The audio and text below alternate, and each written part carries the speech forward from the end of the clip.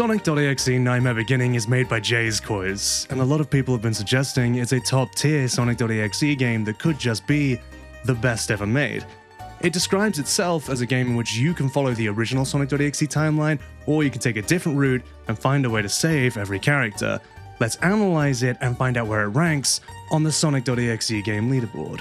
There are two distinct versions of this game, the original and the remake. We'll start with the original, which has actually been updated more recently. The year it got its final release date, it also got Sparta kicked out of the Nightmare universe canon. We'll talk about that stuff in a minute.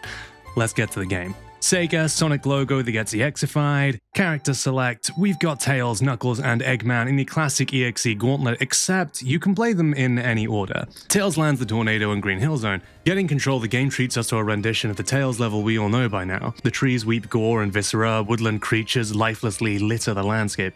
We've all had a 4th birthday party. We get to Burning Angel Island Zone and chased by EXE. The controls feel perfectly responsive, momentum is gained and lost in that classic Sonic way. We will get to jump later and see that Tails also has flight, but we can't spin dash or peel out. For some reason we can't jump right now, and as a player's first taste of gameplay, it'll feel restrictive, especially if you've ever played Sonic before. Given that it's in the game, even if it's not needed at this point, it would be nice to have.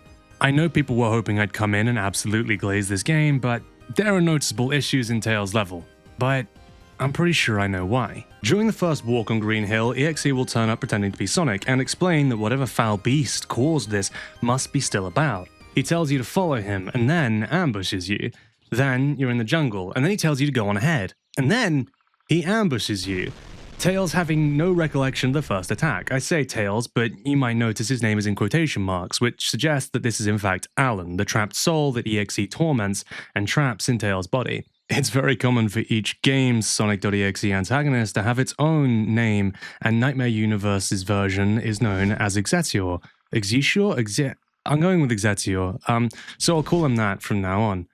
Following Ambush 2, we smash cut to Burning Angel Island Zone and begin the chase, but in a twist, Tails escapes into a pit. Now we can jump and explore. This level is a maze, and you'll find EXE waiting in several different locations. If you stick too close to him for too long, he'll start chasing you.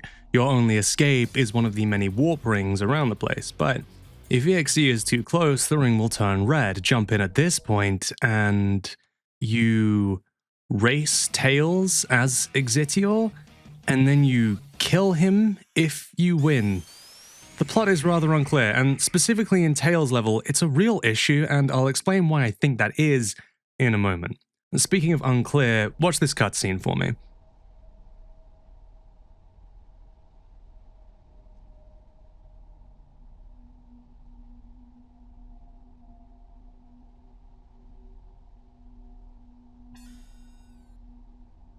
This is what you'll see if Tails heads left when you enter gameplay in the pit.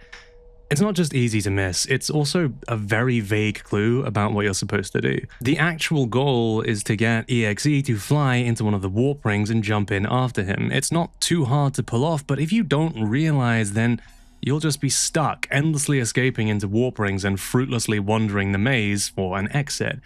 If you did die here, that would be following the story of original Sonic EXE, but of course, what makes this game special is the ability to escape EXE's clutches. Tails achieves this by jumping into a warp ring after Exetior, which takes him to Knuckles' level. I believe it's Industrial Zone? Someone fact check me on that. Dodge all the flying black rings, and we can free Sonic. I say we, but there's a cutscene inside his mind of Margin Sonic defending him from Exetior. This is the first and last time we'll see Margin in this game. Jump into a nearby warp ring and Tails is safe. For now. Knuckles' level is still set in Industrial Zone. I'm calling it Industrial Zone, even if that's wrong. And we've got the same ring-dodging mission to go on before EXE attacks, and we have to punch through him and a bunch of crumbly walls to reach our escape. Dodging the rings is mostly a game of taking your time. They move in straight lines and bounce off surfaces like the old DVD pause screen. We're all pretty much old enough to remember that, right? My audience is mostly 20 to 30-year-olds. If you remember the DVD logo, you have to subscribe now. If you don't, the DVD logo will be standing at the foot of your bed while you sleep tonight. Ooh.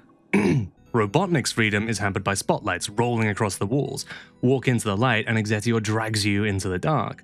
With a little care and patience, it's easily overcome, and after a brief stroll through the same black rings, Eggman earns his warp ring exit. Considering how many times it's used, the black ring sprites look about as good as my parents having sex. In fairness though, there are some clutch moments where I'm surrounded and have to make some sick evasive maneuvers, so even if it's simple, it actually does generate some fun gameplay. All characters now find themselves in a level titled Fatal Fog. One single paragraph of text explains they're all friends and working together now. Knuckles says he'll take them to the Master Emerald. The gameplay of Fatal Fog as a level is novel. You play as all three characters, switching between them at your leisure to use their different abilities to fend off X and break the obstacles in your path. Surpass this little challenge and EXE will remark your ability to survive, and then the story will get a little bit crazy. As Tails and co make their way back to the Master Emerald, EXE plans to follow them. However, Sonic, as in real Sonic, by which I of course mean Sonic's mind, trapped within his own ethereal imaginary realm with Exetior, begins to fight back. Exetior imagines the Master Emerald as he's thinking about following the boys. Sonic uses it to power up, while in the real world, Exetior, using Sonic's real body, arrives at the real Emerald and powers himself up. So then Sonic boss battles for control with his own headspace, while on the outside, EXE attempts to dispatch the main trio. Beating Exetior comes down to dodging him jumping on you and jumping back on him when you get the chance. It's not reinventing Sonic boss battles by any means, but it does do the job, and the story is actually kind of engaging at this point, even if the stage looks a little discordant. Win the fight and trap Exetior within the Master Emerald. I googled it, and the Emerald has a lot of nebulous and non-specific powers ranging from time travel to existing in all possible dimensional time frames. Yeah, Sonic lore is weird, but it's also a prison for godlike entities. And that's the game's good ending achieved. If you get everyone killed, you get a meager game over screen. It's nothing to write home about. So, going back to the Tails level, it's noticeably dissonant from the rest of the game.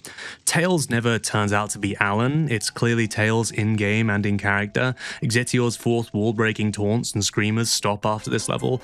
Inconsistencies like Tails being ambushed twice and not remembering make very little sense. The reason behind this, I'm almost certain, is that Tails level was made first. The creator didn't have a clear plan of his plot or the game's style, the focus on character and story developing as it went along. The final boss is by far the most coherent section of the game, which makes sense because it was almost certainly made last. So, gameplay, mixed to good. You don't have access to all the controls you normally would, and it feels like playing with your hands tied up sometimes.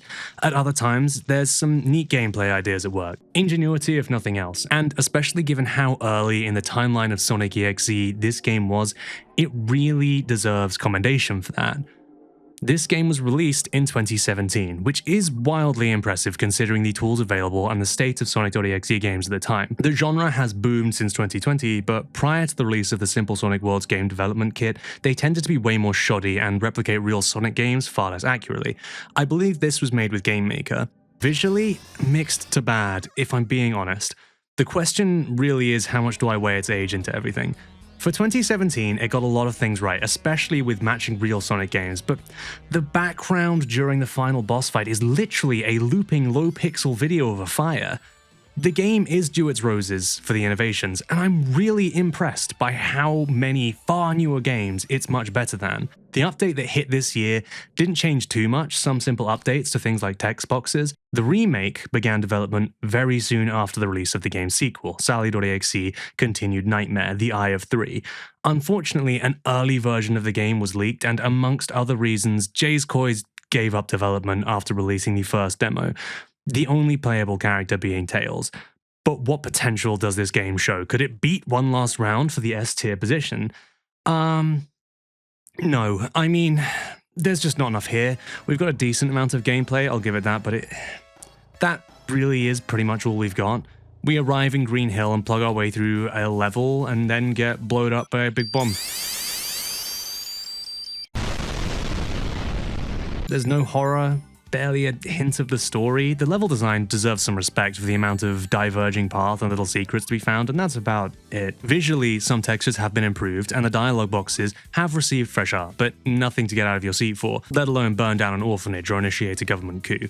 The remake can't get more than a low C, because there's just nothing to it. The original, however, comes in at a much better position. A lot of people were asking to see this game covered, and I'm glad I did, but Look at the A tier on our leaderboard. Even the lower end, DMG, Spirits of Hell, Fear, they're way more confident projects with an intent clear from the start. Nightmare Universe gets credit for its age and influence, but I can't let it crack the A tier. It goes at the top of B tier, next to Dark Origins. But what about this game being ejected from the official canon? Well, that has to do with the sequel game, Eye of 3, and more specifically with one character. But that's a tale for another time, so if you want to know where the sequel goes on our list and learn about the most problematic Sonic.exe character ever made, drop a like and a comment below. This is something a little different for the channel, so I really want to know if this slightly shorter form EXE content is something people are interested in. Check out the building of the tier list here, and I'll see you in the next one.